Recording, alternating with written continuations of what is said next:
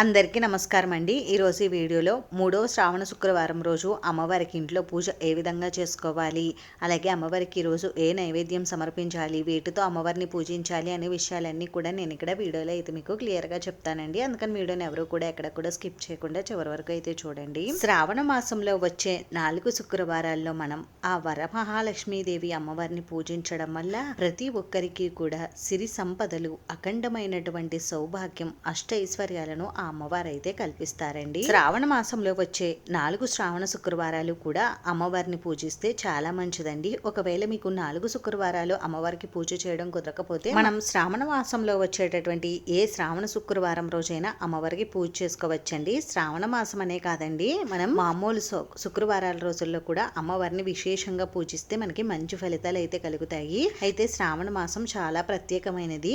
అలాగే వరమహాలక్ష్మీదేవికి కూడా ప్రత్యేకమైన మాసం కాబట్టి ఈ మాసంలో మనం తప్పకుండా శ్రావణ శుక్రవారాల్లో పూజ అనేది చేసుకోవాలి. ఇంకా ఈ శ్రావణ మాసంలో వచ్చేటటువంటి ప్రత్యేకమైన వరలక్ష్మీదేవి పూజను మనం శ్రావణ మాసంలో వచ్చే 2వ శుక్రవారం రోజు చేసుకోవడం కుదరకపోతే మీరు ఈ 3వ శ్రావణ శుక్రవారం రోజు అమ్మవారికి వరలక్ష్మి వ్రతాన్ని అయితే ఆచరించుకోవచ్చండి. వరలక్ష్మి వ్రతాన్ని కలసం పెట్టుకుని పూజ చేసుకునేవారు అమ్మవారికి కలసం పెట్టుకుని పూజ అనేది చేసుకోండి. కలసం ఆనవాయితీ లేని వారు కలసం లేకుండానే అమ్మవారికి పూజను అయితే నిర్వహించుకోండి. ఇంకా వరలక్ష్మీదేవి వ్రతాన్ని ఆచరించుకున్న వారు అమ్మవారికి ఈ 3వ శ్రావణ శుక్రవారం రోజు ఇంట్లో పూజ సింపుల్ గా ఎలా చేసుకోవాలనేది నేను ఈ వీడియోలో అయితే మీకు షేర్ చేస్తున్నానండి. అందుకని వీడియోని ఎవరు కూడా ఎక్కడ కూడా స్కిప్ చేయకుండా చివరి వరకు అయితే చూడండి. వరలక్ష్మీదేవి వ్రత పూజా విధానం ఎలా చేసుకోవాలనేది మన ఛానల్లో అయితే వీడియో ఉందండి. ఎవరికైనా ఇంట్రెస్ట్ ఉంటే లింక్ అయితే నేను డిస్క్రిప్షన్ బాక్స్ లో ఇస్తాను, చూడండి. ఇంకా శ్రావణ మాసంలో వచ్చేటటువంటి 3వ శ్రావణ శుక్రవారం మనకి ఆగస్టు 23వ తేదీన అయితే వచ్చిందండి. ఈ రోజున సూర్యోదయానికంటే ముందుగానే నిద్ర లేచి ఇంటిని శుభ్రపరుచుకుని తలస్నానం ఆచరించి ముందుగా మన ద్వారబంధానికి పసుపు రాసి గంధం కుంకుమ బొట్లు పెట్టి బియ్యం పిండితో కూడా అందమైన ముగ్గులు అనేవి పెట్టుకోవాలండి. అలాగే ద్వారబంధానికి కూడా మామిడి తోరణాలు అవి కట్టుకుని మన ద్వారబంధాన్ని అందంగా అయితే అలంకరించుకోవాలి.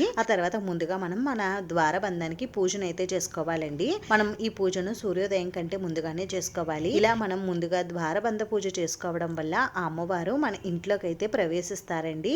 అందుకని తప్పకుండా ఈ శ్రావణ శుక్రవారం రోజున ద్వారలక్ష్మి పూజను అయితే చేసుకోండి. ఈ రోజున గడప పూజ చేసుకోవడం ఉదయం వేళల్లో కుదరలేని వారు సాయంత్రం కూడా మీరు గడప పూజ అనేది చేసుకోవచ్చండి. సాయంత్రం సమయంలో గడప పూజ చేసుకున్న చాలా మంచిది. ఈ రోజున గడప పూజ పూర్తయిన తర్వాత ముందుగా మన నిత్య దీపారాధన చేసుకుని ఆ తర్వాత మనం అమ్మవారికి పూజను అయితే చేసుకోవాలండి. అమ్మవారికి మనం పూజను పూజా మందిరంలోనైనా చేసుకోవచ్చు, లేదు అంటే ఇలా ప్రత్యేకంగా పీటలా ఏర్పాటు చేసుకునైనా మనం అమ్మవారికి పూజను చేసుకోవచ్చండి. మీరు ఎలాగైనా అమ్మవారికి పూజను అయితే చేసుకోవచ్చండి. ముందుగా మనం ఎక్కడైతే పీఠం ఏర్పాటు చేసుకోవాలనుకుంటామో అక్కడ ముందుగా శుభ్రం చేసుకుని పసుపుతో అలికి బియ్య పిండితో ముగ్గులు పెట్టి ఒక పీటకు పసుపు రాసి బియ్య పిండి కుంకుమతో బొట్లు పెట్టుకుని ముగ్గు కూడా పెట్టుకుని ఆ పీట పైన ఏదైనా ఒక వస్త్రాన్ని పరిచి ఆ వస్త్రం పైన ఒక 3 గుప్పిళ్ళ వరకు బియ్యాన్ని పోసి ఆ బియ్యం పైన కొద్దిగా పసుపు కుంకుమలను ఉంచి అమ్మవారి చిత్రపటానికి గంధం కుంకుమ బొట్లు పెట్టి అందంగా అలంకరించుకుని ఈ బియ్యం పైన అమ్మవారి ఫోటోని అయితే పెట్టుకోవాలి. తర్వాత అమ్మవారి ఫోటోకి మీ దగ్గర ఉన్నటువంటి పువ్వులతోటి వస్త్రమాలలతోటి పువ్వుల మాలలతోటి అందంగా అలంకరించుకోండి. అలాగే మీ దగ్గర అమ్మవారి విగ్రహం ఉంటే అమ్మవారి విగ్రహాన్ని కూడా పూజలో తప్పనిసరిగా పెట్టుకోండి. అలాగే మనం ఏ పూజ చేసినా ఏ వ్రతం చేసినా కూడా ముందుగా గణపతికి పూజ చేస్తాం కాబట్టి గణపతి విగ్రహాన్ని కూడా మీరు పూజలో పెట్టుకోండి. మీరు పూజా మందిరంలోని పూజ చేసుకుంటే మనకి పూజా మందిరంలో ఎలాగో గణపతి విగ్రహం ఉంటుంది కాబట్టి మీరు అక్కడే పూజ చేసుకోవచ్చండి. మీ దగ్గర ఒకవేళ గణపతి విగ్రహం లేకపోతే పసుపుతో గణపతిని తయారు చేసుకుని మీరు పూజలో పెట్టుకోవాలి. అలాగే అమ్మవారి దగ్గర ఇలా నిండుగా పసుపు కుంకుమలు కూడా పెట్టుకోండి. ఈ పసుపు కుంకుమలను మీరు పూజా మందిరంలో పెట్టుకున్నటువంటి పసుపు కుంకుమలనే అమ్మవారి దగ్గర పెట్టుకోవచ్చండి. మళ్ళీ అమ్మవారి దగ్గర సపరేట్ గా మీరు పసుపు కుంకుమలను అయితే తీసి పెట్టుకోవాల్సిన అవసరం లేదు. మీరు పూజా మందిరంలో ఉన్న వాటిని పెట్టుకోవచ్చు అమ్మవారి దగ్గర కూడా. ఇలా మనం పూజకు కావలసినవన్నీ కూడా ఈ విధంగా సిద్ధం చేసుకున్న తర్వాత ఇక్కడ నేను పెట్టుకున్నటువంటి వినాయకుడిని అలాగే దీపపు కుందుల్ని కూడా పువ్వులతో అందంగా అలంకరించుకున్నానండి. ఈ రోజు మనం ఎన్ని దీపాలనైనా పెట్టుకోవచ్చండి. 2 కానీ 3 కానీ 5 కానీ ఇలా ఎన్ని దీపాలనైనా పెట్టుకోవచ్చు. నేనైతే పూజలో కామాక్షి దీపాన్ని ఒకటే పెట్టుకున్నానండి. మీరు కావాలి అనుకుంటే ఐశ్వర్య దీపం, పంచగవ్య దీపం ఇలా ఏ దీపాలనైనా మీరు అమ్మవారికి ఇష్టమైనటువంటి దీపాలని పెట్టుకోవచ్చు. అలాగే ఈ రోజు దీపారాధన కోసం ఆవు నెయ్యిని ఉపయోగిస్తే చాలా మంచిదండి. లేదు అంటే నువ్వుల నూనెను కానీ కొబ్బరి నూనెను కానీ ఉపయోగించండి. ముందుగా మనం దీపారాధన అయితే చేసుకోవాలండి. దీపారాధన చేసుకున్న తర్వాత ఈ దీపలక్ష్మి దగ్గర కొద్దిగా పసుపు కుంకుమ గంధం అక్షంతలు పువ్వులు సమర్పించి ఆ దీపలక్ష్మికి నమస్కారం చేసుకోవాలండి. ఇప్పుడు కొద్దిగా జవాది పౌడర్ నేను ఇక్కడ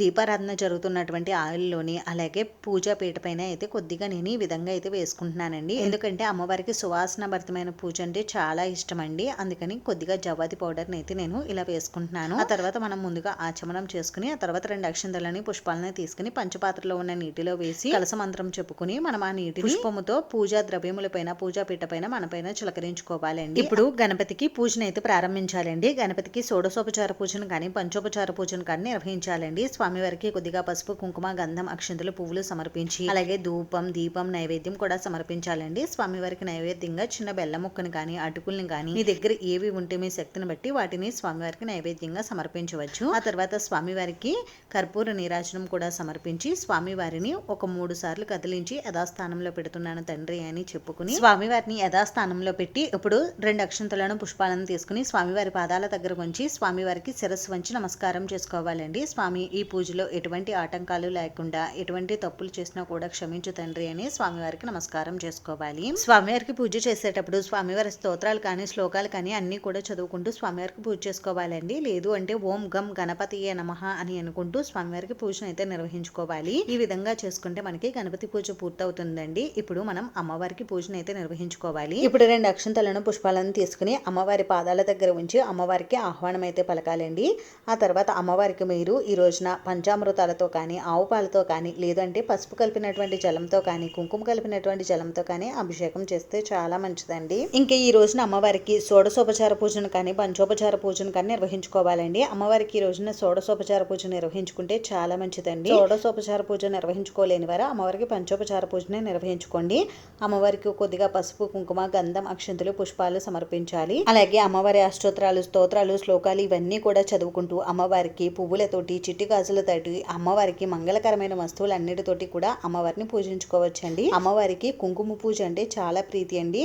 అందుకని అమ్మవారి అష్టోత్తరం చదువుకుంటూ అమ్మవారికి కుంకుమ పూజను అయితే ఈ రోజు తప్పకుండా నిర్వహించుకోండి. అలాగే ఈ రోజున అమ్మవారిని ఎరుపు రంగు పుష్పాలతో కానీ లేదంటే పసుపు రంగు చామంతి పువ్వులతో కానీ అమ్మవారికి పూజ చేసుకుంటే చాలా మంచిదండి. లేదంటే మీ దగ్గర ఏ పుష్పాలు ఉంటే వాటితో అమ్మవారికి పూజను అయితే నిర్వహించుకోండి. పువ్వు ఎక్కువ లేకపోతే మీరు అమ్మవారికి పూజను అక్షంతలతోటి కానీ లేదు అంటే కుంకుమతో కానీ అమ్మవారికి పూజను అయితే నిర్వహించుకోండి. అంతేకాని చామంతి పువ్వుల రెక్కలతో కానీ గులాబీ పువ్వుల రెక్కలతో కానీ అమ్మవారికి పూజను అయితే చేయకూడదండి. మనం పువ్వుల నుండి రెక్కలను తీసి పూజను అయితే చేయకూడదు. అది మహా పాపం అటండి. ఇంకా అమ్మవారికి పువ్వులతో పూజ చేసేటప్పుడు పువ్వుకున్నటువంటి తొడిమలను తీసేసి అమ్మవారికి సమర్పించాలండి. ఇప్పుడు నేనైతే అమ్మవారికి కుంకుమ పూజ నిర్వహించుకుంటున్నానండి. మీరు అమ్మవారికి ఎప్పుడు కుంకుమ పూజ నిర్వహించుకున్నా సరే మీ చూపుడు వేలుతో అమ్మవారికి కుంకుమ పూజను అయితే నిర్వహించకండి. అలాగే అమ్మవారికి కొన్ని ఇష్టమైనటువంటి మంగళకరమైన వస్తువులు ఉంటాయి కదండి, చిట్టి గాజులు తామర గింజలు చక్రాలు ఇలా వీటితో కూడా మనం అమ్మవారికి పూజ చేసుకోవచ్చండి. ఇవి ఉంటేనే మీరు అమ్మవారికి పూజ చేసుకోండి. లేదు అంటే కొత్తగా కొని తెచ్చి చేయవలసిన అవసరం లేదండి.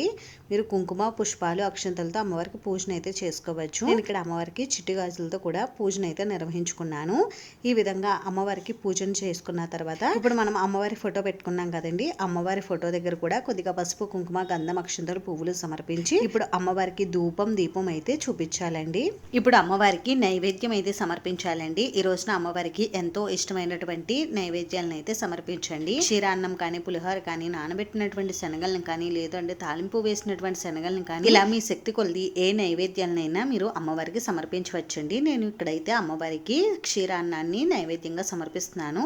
అలాగే అమ్మవారికి దానిమ్మ పళ్ళు అంటే చాలా ఇష్టం కదండి, అందుకని దానిమ్మ పండ్లను అలాగే ఈ సీజన్లో దొరికేటటువంటి ఫ్రూట్స్ని అలాగే పాలు బెల్లం ముక్క ఖర్జూరం డ్రై ఫ్రూట్స్ని కానీ ఇలా మీరు వేటినైనా అమ్మవారికి నైవేద్యంగా సమర్పించవచ్చండి. అమ్మవారికి నైవేద్యం సమర్పించినప్పుడు తప్పకుండా ఒక గ్లాసులో మంచినీటిని కూడా పెట్టి అమ్మవారికి సమర్పించాలండి. ఈ విధంగా మనం అమ్మవారికి ఎన్ని నైవేద్యాలనైనా సమర్పించవచ్చు. లేదు అంటే కనీసం ఒక్క నైవేద్యాన్నైనా మనం ఈ రోజున అమ్మవారికి నివేదించవచ్చండి. ఇంక ఇప్పుడు అమ్మవారికి తాంబూలం అయితే సమర్పించాలి. తాంబూలంగా మనం అమ్మవారికి బ్లౌజ్ పీస్ ని కూడా పెట్టి సమర్పించవచ్చండి. లేదు అంటే మామూలుగా మనం ఆకులు వక్క పసుపు కుంకుమ పుష్పాలు చిల్లర నాణం వీటిని తాంబూలంగా పెట్టిస్తాం కదండి, అలా అయినా మనం అమ్మవారికి తాంబూలాన్ని సమర్పించవచ్చు. ఇప్పుడు పూర్ణ ఫలమైనటువంటి కొబ్బరికాయను కూడా అమ్మవారికి నివేదించి ఇప్పుడు అమ్మవారికి సాంబ్రాణి ధూపం అయితే చూపించాలండి. ఇప్పుడు అమ్మవారికి కర్పూర నీరాజనం అయితే సమర్పించాలండి. అమ్మవారికి కర్పూర నీరాజనం సమర్పించి 2 అక్షంతలను పుష్పాలను అమ్మవారి పాదాల దగ్గర ఉంచి అమ్మవారికి శిరస్సు వంచి నమస్కారం చేసుకోవాలి. ఈ విధంగా 3వ శ్రావణ శుక్రవారం రోజున అమ్మవారికి పూజను అయితే నిర్వహించుకోవాలండి. ఈ రోజు మనం ఈ విధంగా పూజ చేసుకున్నప్పుడు నాన్ వెజ్ లాంటిది తినకూడదండి. అలాగే ఈ రోజు ఎవరితో గొడవ గొడవ పడడం అలాంటివి కూడా చేయకూడదు. అలాగే ఈ రోజు తప్పకుండా బ్రహ్మచర్యం అయితే పాటించాలండి. ఈ విధంగా అమ్మవారికి ఉదయం సాయంత్రం కూడా పూజ చేసుకోవాలండి. ఇంకా నెక్స్ట్ డే మార్నింగ్ కూడా అమ్మవారికి పూజ చేసుకుని ఆ తర్వాతే మనం పీఠం అయితే కదపాల్సి ఉంటుంది. ఈ విధంగా శ్రావణ శుక్రవారం రోజున అమ్మవారిని భక్తి శ్రద్ధలతో ఎవరైతే పూజిస్తారో వారికి ధన కనక వస్తు వాహనాలు, అఖండమైనటువంటి సౌభాగ్యం, సిరి సంపదలు అన్ని కూడా అమ్మవారు ప్రసాదిస్తారండి. వీటితో పాటుగా ఆ అమ్మవారి అనుగ్రహం మనకి పరిపూర్ణంగా అయితే కలుగుతుందండి. ఆ అమ్మవారి అనుగ్రహం అంటే కాని పని అంటూ ఏది ఉండదు కదండి. అంతేనండి. చూసారు కదా, ఈ వీడియో మీకు నచ్చితే ప్లీజ్ లైక్ చేసి, షేర్ చేసి, సబ్స్క్రైబ్ చేసుకోండి. వీడియోని చివరి వరకు చూసినందుకు చాలా థ్యాంక్స్ అండి.